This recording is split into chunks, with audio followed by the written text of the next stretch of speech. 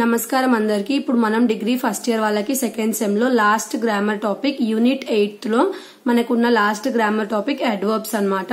So adverbs ని ఎలా identify చేయాలి, ఎలా రాయాలి అంటే ఇప్పుడు మనకి అడ్వర్బ్స్ వర్డ్ దగ్గర మనకి ఏమొస్తుంది, ly అనేది యాడ్ అవుతుంది.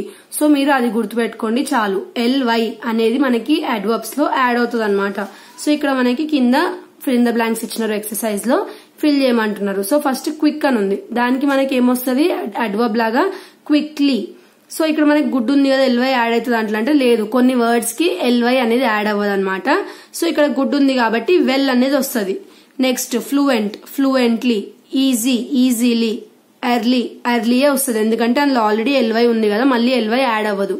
నెక్స్ట్ క్వశ్చన్ లో ఏమంటున్నారు మనకి, correct the errors in the use of adverbs in each of the following sentence. If there is no error in the sentence, put a tick mark against it.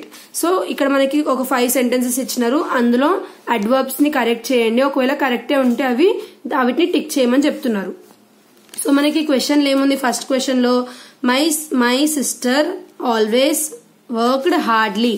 So worked hardly దగ్గర మనకి ఇక్కడ ఏమొస్తుంది, work hard అంటే adverb ని remove చేసినాం. Next second question లో he is driving too fastly అని ఇచ్చినారు. సో ఇక్కడ మనం ఏం రాసినాం దానికి, he is driving too fast. So ఇక్కడ అడ్వర్బ్ ని చేంజ్ చేయాల్సి వచ్చింది. Next he is dressed casually. So ఇది మనకి కరెక్టే ఉంది కదా ప్రొనౌన్సియేషన్, సో అందుకే దానికి కరెక్ట్ అని రాసేసినాం, ఏం చేంజెస్ చేయకుండా. the plane flew highly in the sky. So the plane flew high in the sky. So ly అనేది రిమూవ్ చేసినాం హైలీ నుంచి. Next the pan is really hot. So ఇక్కడ ఆన్సర్ ఏంటిది మనకి, the pan is really hot అనేది కరెక్టే. So ఇక్కడ the pan is real hot అని ఏం రాదు కదా, సో ly అనేది కరెక్ట్ పొజిషన్ లోనే ఉంది, ఏం చేంజ్ చేయాల్సిన అవసరం లేదు. జస్ట్ ఇక్కడ మనకి వాళ్ళు ఇచ్చిన ఈ 5 sentences లో ly ఉన్న దగ్గర అది సూటబుల్ గా ఉందా లేదా, ఒకవేళ లేకపోతే ఇక్కడ రిమూవ్ చేసినాం చూడండి, ఇక్కడ కూడా రిమూవ్ చేసినాం.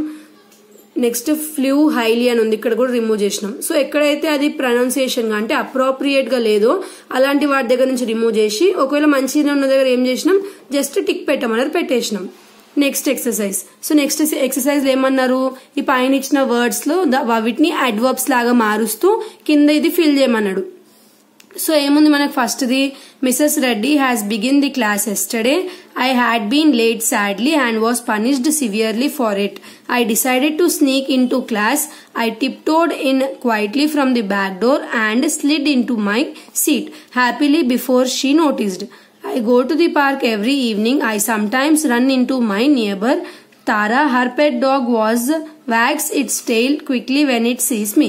సో ఇక్కడ ఈ బాక్స్ ఇచ్చిన వర్డ్స్ అన్ని కింద యూజ్ చేస్తూ, అంటే ఎక్కడ సూటబుల్ ఉందో అక్కడ యూజ్ చేస్తూ ఫిల్ చేయాలి. సో ఇలాంటి పెద్దది ఇస్తారా మొత్తం బిట్ అనేది అంటే అసలు ఇవ్వరు, జస్ట్ సింగిల్ లైన్.